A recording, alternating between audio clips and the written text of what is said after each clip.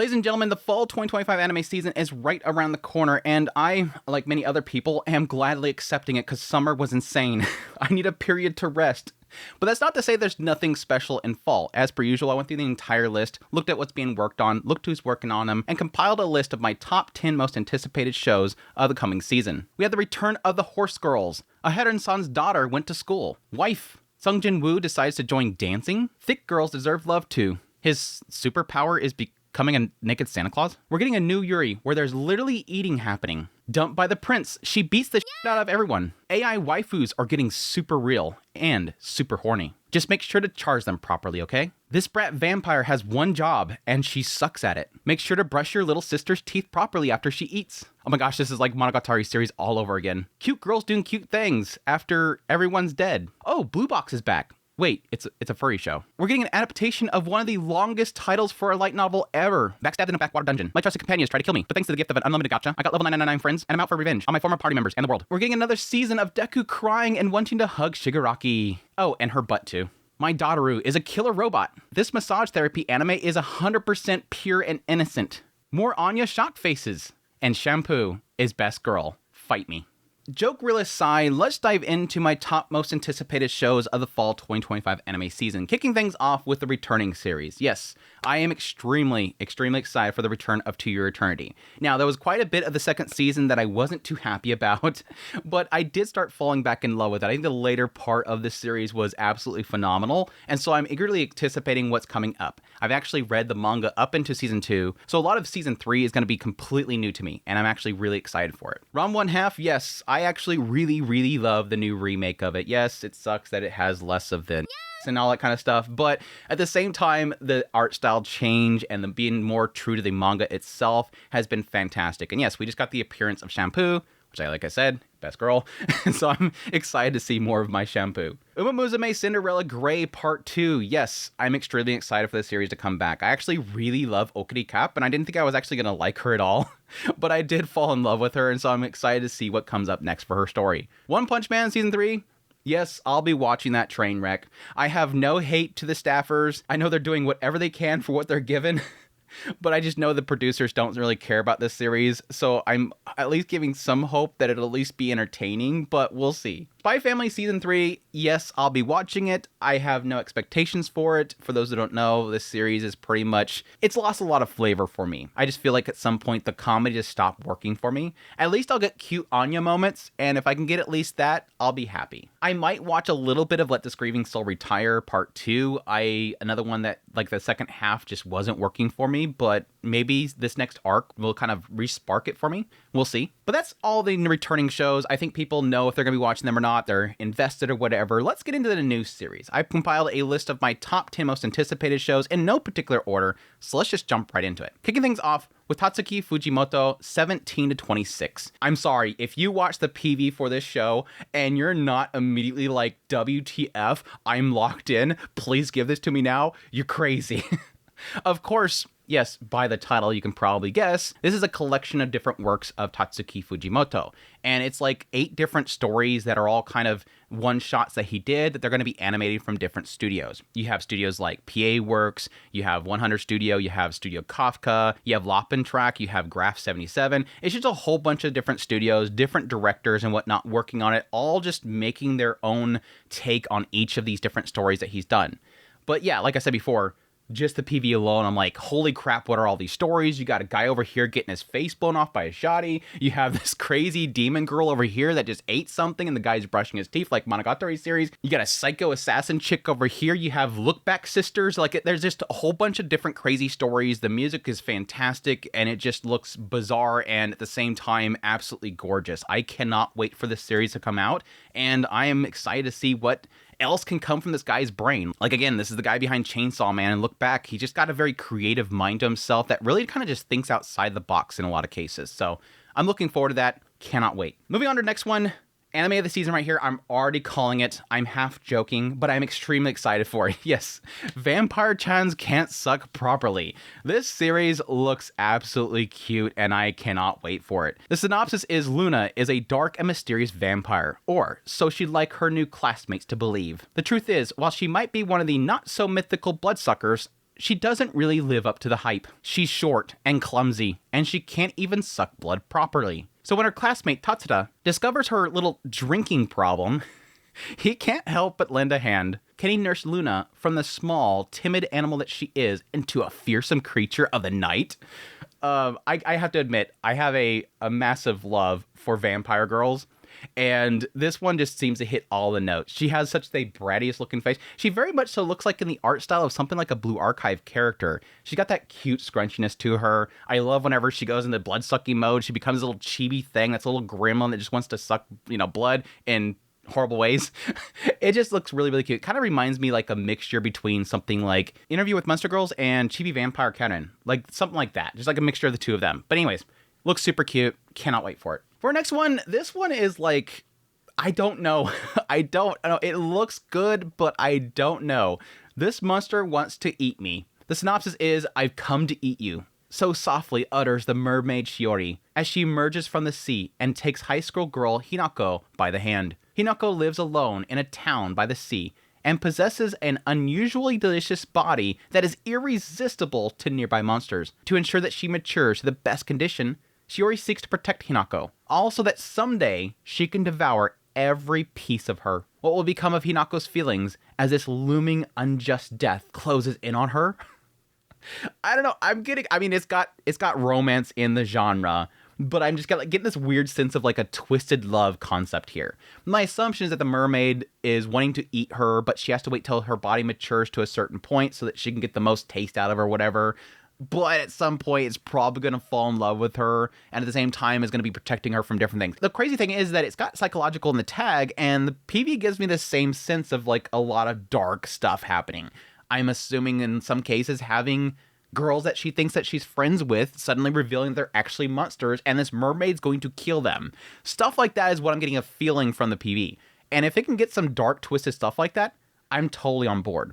But other than that, I'm very hesitant because I've seen similar things, like not exactly this, but similar feels of shows like this in PVs where it just kind of falls apart very, very quickly. But it's in my most anticipated. I'm eagerly anticipating it, and I hope that it turns out well. Moving on to my next one. Another one that I'm like very cautious of. It's one of those ones where I know that if it works, I'm going to love it. But if it doesn't work, I'm going to probably just hate it. And that is SANDA. The story starts with SANDA, a second-year middle school student, getting attacked with a kitchen knife by his classmate, Fuyomura. While SANDA couldn't make sense of the situation at first, he casually came to believe that Fuyomura's actions were just mean acts stemming off the latter having a peculiar puberty phase. But that's all a misunderstanding. Fuyomura actually suspects that SANDA is a descendant of a certain lineage. I'm sorry, the PV looks insane. I do like the art style itself. It's from Silent Saru, and they typically do like to do very unique art styles and whatnot. But I do like how absolutely bonkers it is, but that usually does lead me to a lot of pause there of like, okay, is there anything more than just, holy crap, he just transformed into a naked Santa Claus, and he's beating the crap out of people, and he needs to put some pants on. Sometimes it works, and sometimes at some point I go, okay, you gotta do something else because it's no longer funny. But we'll see. It does look really awesome. I have heard some good things about the source material. The creator behind the series is the creator of Beastars, and I absolutely adore Beastars, so hopefully this one's another knockout for them. And hopefully Science Saru isn't like super late in adapting this work like some other studio was with Beastars. We'll see. Either way, it looks really fantastic, and I cannot wait for it. Moving on to my next one. Yes, it's another one of these things, but I can't help it. It just looks super cute. The inexpressive Kashiwada and the expressive Oota. Meet Kashiwada-san, a female middle school student who remains emotionless no matter how she's meddled with. And Otakon, unable to control his facial expression, is the exact opposite of Kashiwada-san. But he keeps messing with her against his better judgment. Though both of them are the exact opposite, will a mutual love eventually develop between the two of them? Probably. Based on what I'm hearing in the PV itself, probably. But no, this one looks really, really cute. Yes, it gives me a lot of sense of something like a Heron-san, which honestly I really did love early on, but at some point the joke kind of get old. It's actually more probably in the vein of something like Teasing Master Takagi-san, but with Takagi-san being like super like emotionless. I kind of like something like that, where the guy's trying to constantly get something at her, but it just kind of backfires on him. Either way, it looks really cute. Kashiwada-san just looks totally dorky and cute. Definitely looks like a Haran-san's daughter, but it's tugging on the heartstrings. Rom-com tugging on the heartstring kind of thing. This is definitely a season for rom-coms if you want that. For my next one, yes, the PA Works show of the season, Dusk Beyond the End of the World. The world is on the verge of changing from an old-fashioned society to a new world due to issues such as gender, race, and compliance, along with the technological innovations such as evolving AI. Even in this world where black and white is now gray, we believe that love will always exist, but in myriad forms, and not just between people.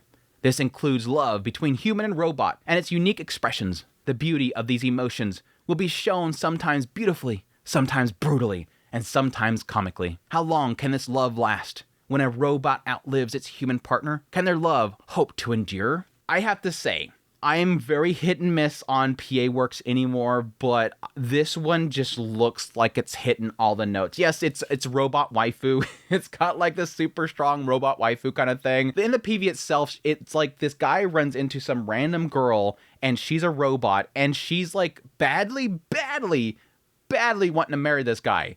I'm assuming possibly his past lover, maybe her memories got into this robot, but she's obsessed with marrying him.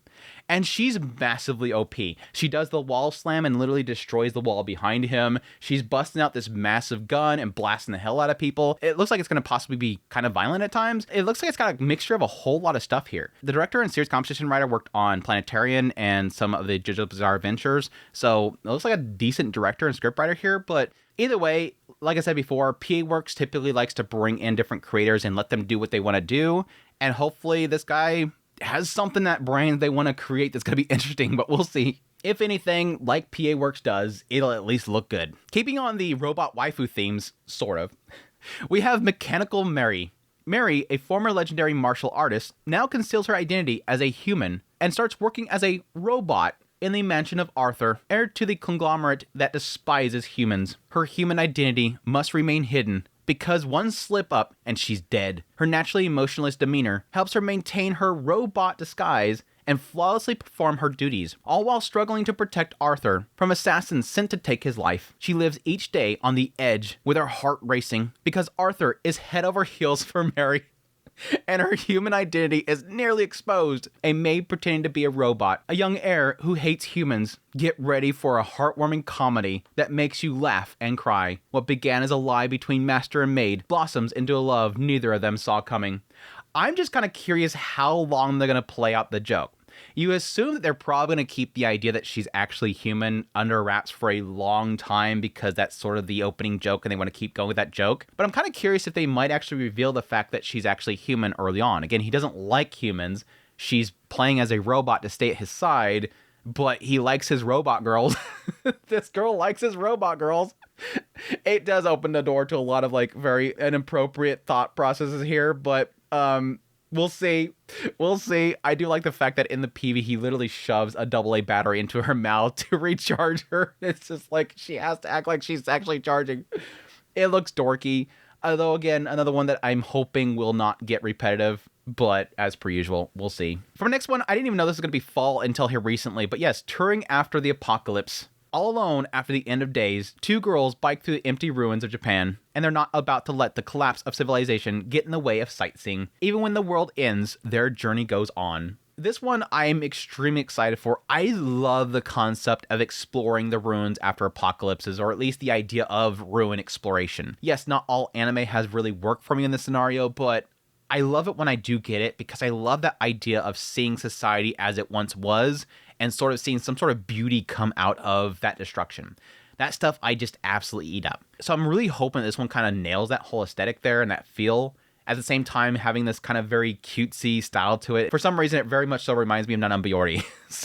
But we'll see there. It looks like the director did some episode work on Mushoku Tensei and Re:Zero, so hopefully a lot of that kind of craft will come over here as well. Series composition writer worked on Shangri-La Frontier and Your Forma, but they're working on like 4 different shows this season, so hopefully they don't get too distracted there.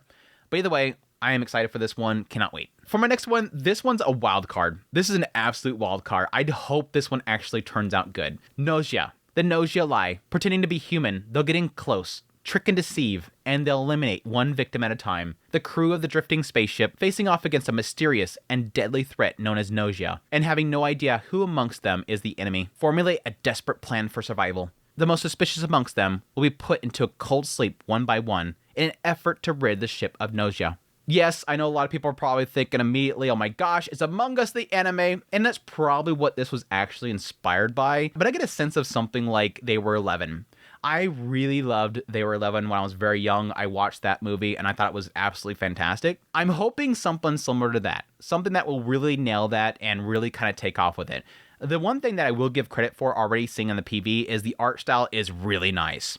Now, how that translates into actual animation, that's the massive question mark. That is a massive question mark. It's based on a video game. I'm not sure exactly when the video game itself was made, but it does have a director that worked on Romantic Killer and Token Rambu. We have Series Competition writer that worked on Medalist and Danger to My Heart. So really fantastic writer there. Either way, I'm super locked in. I'm hoping it's decent, but we'll see. Moving on to my last one. To be perfectly honest, I struggle with which one was going to get this last slot. So this is like the last one, the one that barely got on the cliff. And yes, I chose it pretty much based on art style alone. Yes, I chose a show based on the fact that the girls were just cute. But there is a side of me that is kind of curious how this will actually pan out. Chitose is in the Ramune bottle. Being popular isn't easy. It's hard to beat Chitose. The most popular kid in his high school? Check. An ironclad reputation that can weather even vicious online attacks? Check. A group of friends as attractive on the outside as they are on the inside? Check. But when a teacher asks for his help to bring back a student who has been shut away in his room for months, Saku's perfect world will never be the same. What is this? Some kind of normie harem story? I'm sorry that the synopsis sucks. I'm sorry, nothing about this synopsis makes me intrigued. And I'll be perfectly honest, the PV looks too perfect. Like, not perfect as in like visually perfect or anything like that, because honestly, it doesn't look like it moves too much. It's got very good details. The characters themselves look fantastic, but it doesn't look like it's moving around much. It just looks like very beautiful characters that are somewhat moving. Why I say perfect is that it looks like every character just looks flawless, and it just looks kind of boring in that sense. My hope is that when we get to this whole idea of him going to this individual, that they turn out to be one of the ones that it talks about. One of the ones that are attacking him viciously online, and that's why they're not coming to school, because this guy's perfect and nobody can outdo him, and everybody loves him, and everybody outside of that circle hates his guts.